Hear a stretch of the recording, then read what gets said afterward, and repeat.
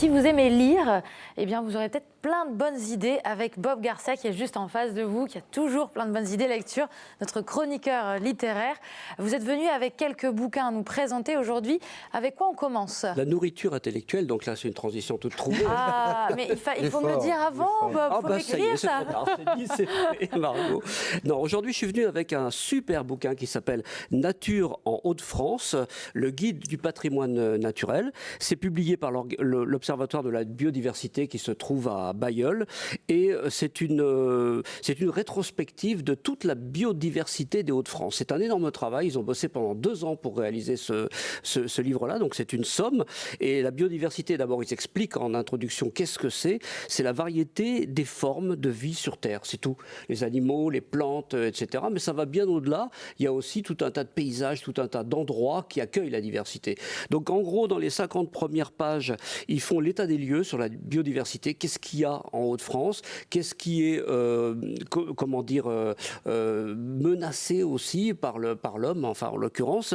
Et puis dans les 150 pages qui suivent, ils prennent 15 lieux spécifiques de biodiversité qui sont les dunes, les falaises, les côtes rocheuses, la mer, les grandes cultures, les cours d'eau, les marais, etc.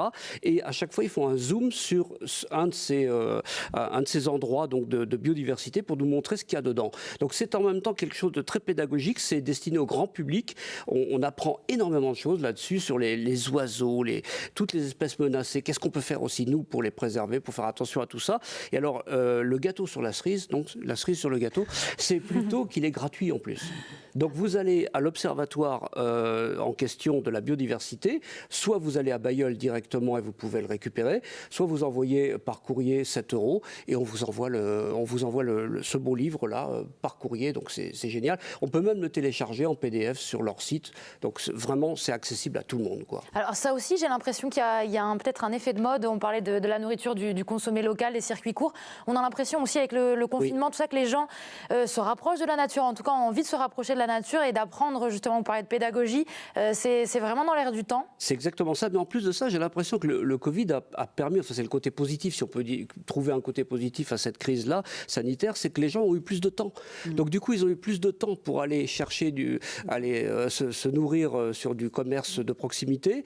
Plus de temps, d'ailleurs, on parle de commerce aujourd'hui, mais c'est un commerce de première nécessité, nous dit-on, le livre. Mais c'est ça, le livre a eu une augmentation de vente, hein, globalement. Ouais. Et tout ce qui est connexe, c'est-à-dire effectivement s'intéresser à la nature, ce qu'il y a autour de nous, à commencer à prendre le temps, ouvrir les yeux, ouvrir les oreilles, ce qu'on ne fait pas habituellement parce qu'on a juste le nez dans le guidon, quoi. Alors ça, c'est pour le premier bouquin qui est gratuit, donc on le rappelle. Oui.